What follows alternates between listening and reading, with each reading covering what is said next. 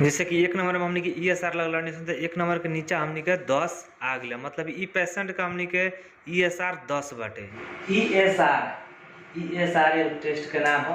और ये बोला था एकर मतलब का होला कि हमने के ब्लड में बहुत सारा वाटर रहेला, आरबीसी रहेला और प्लाज्मा का कम्बो रहेला, और हमने का प्लाज्मा में प्रोटीन हाई प्रोटीन भइला के कारण से हमने के ESR बढ़ेला।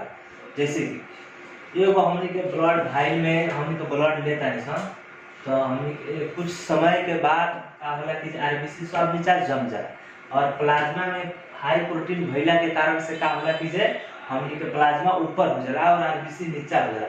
ये मतलब हमने के ESR करी सर।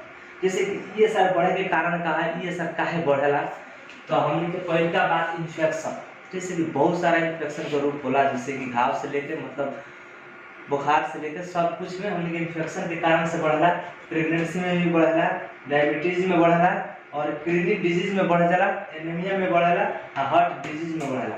जैसे कि ESR टेस्ट कैला के बाद हमने के ई बात के था लग जाला कि कोनो ना कोनो सन शरीर के अंदर खराबी बा। ESR कोनो खास बीमारी ना है, लेकिन बीमारी के संकेत जनावला, वही से जो हमने के ESR करे निशान। ESR के साथ में कोई भी डॉक्टर लोग 2-4 गो टेस्ट लिखेला, जैसे कि ESR का मतलब इन्फेक्शन बा कि ना। अभी के टेस्ट होला लैब में वो हम अपने डाल के दिखावत है। जैसे कि हमने के ESR करे खातिर हमने के ये सब के जरूरी बाटे, जैसे कि हवे अपने के ESR ट्यूब हवे, यानी हमने सोडियम सिट्रेट 3.8 हवे, और दूसरा का ही रहल हमने के सैंपल, हमने के DTA भाई में ब्लड चाहिए, हमने के ये सैंपल हवे, और ये है पीपेट जाना का मदद से हमने के भाई में ब्लड, तो हमने के भाई लेवल जाए सोडियम सिट्रेट वाला भाई लेवल जाए। हमें देख सकते हैं कि हमने के सोडियम सिट्रेट यहाँ तक ले बाटे, और उसके बाद एक हमने के ओपन कर लिए। ओपन कैला के बाद एक यहाँ रख देवे के बाद सैंपल लेवे के बाद सैंपल के खोल के हमने ब्लड ताने के बाद पीपेट के मदद से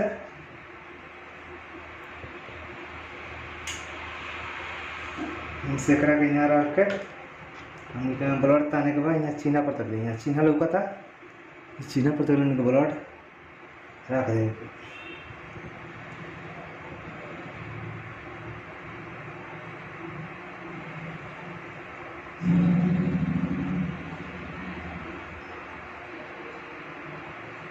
और पूगा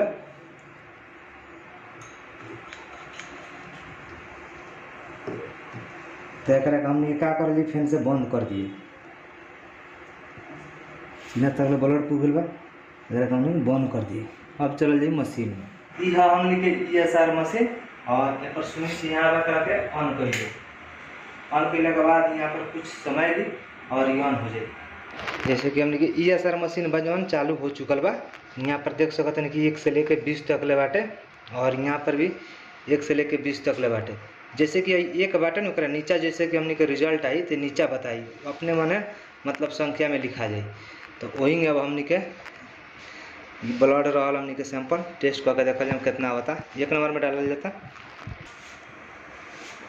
तो हमने के ESR मशीन में हमने के 1 नंबर में दे 1 नंबर लिखा था, 1 नंबर का में डाला जाता। जैसे डाला जाए तो बीप के एगो साउंड आई और यहाँ ब्लैक हो जाए। ब्लैक का मतलब हो गल कि एमे प्रोसेस हो रहा बा, 1 नंबर में डालने बनी 1 नंबर में प्रोसेस हो रहा बा। और ओकरा बाद हमने के आधा घंटा टाइम ली, तो आधा घंटा हमने के वेट कर ली। तो हमने के एगो ESR मतलब कहना कि एक आधा घंटा में 20 गो ESR टेस्ट कर सकता है, सिर्फ एक बेर में 20 गो लगा के। लेकिन लोग वाला को समझा गुजराम एगो करनी है, और यहाँ हमने के 1 नंबर में यहाँ ब्लैक हो गई बाटे। आधा घंटा के बाद हमने के रिजल्ट आ जाए, जब तक आधा घंटा वेट कर जाए। और जैसे कि अपना लोग शुरू में बताइए कि जगह ब्लड हमने के एगो वाइल में जमेला, नीचे आरबीसी वाला, ऊपर प्लाज्मा होला, वही में पूरा ब्लैक रहा हमने के, और जगह कोठड़ी बाई पूरा ब्लैक रहा, यो ब्लैक रहा पूरा, लेकिन आधा ब्लैक बा आधा कुछ खाली बा। कहे का मतलब जब हमने के आरबीसी नीचा होता ऊपर प्लाज्मा पूरा खाली रहता, का मतलब ये मशीने में हमने के भी ये भी बात शो कर देता। और भी ज़्यादा यहाँ पर जौन आरबीसी बा नीचा झड़ गई, मतलब शटर डाउन बहुत फास्ट होता और शटर डाउन बहुत ज़्यादा होता। तो हमने आधा घंटा के इंतजार खत्म हो गई, और हमने ESR टेस्ट भी हो गई बा। तो आई लोग वाला हम देख सकता है लगन एक नंबर में जब हमने के ESR लगले रहनी है सन ओकरा नीचे ठीक हमने के 10 आ चुकल बा, यानी कि ESR ई पेशेंट के 10 बाटे। हमने के यहाँ ऑटोमेटिक प्रिंट भी बाटे, ऑटोमेटिक प्रिंट पर हमने के भी यहाँ देख सकते हैं लोग रिजल्ट जौन बाटे ई 10 आ चुकल बा। जैसे कि एक नंबर में हमने के ESR लगल रहनी सन तो एक नंबर के नीचे हमने के 10 आ गया, मतलब ई पेशेंट का हमने के ESR 10 बाटे।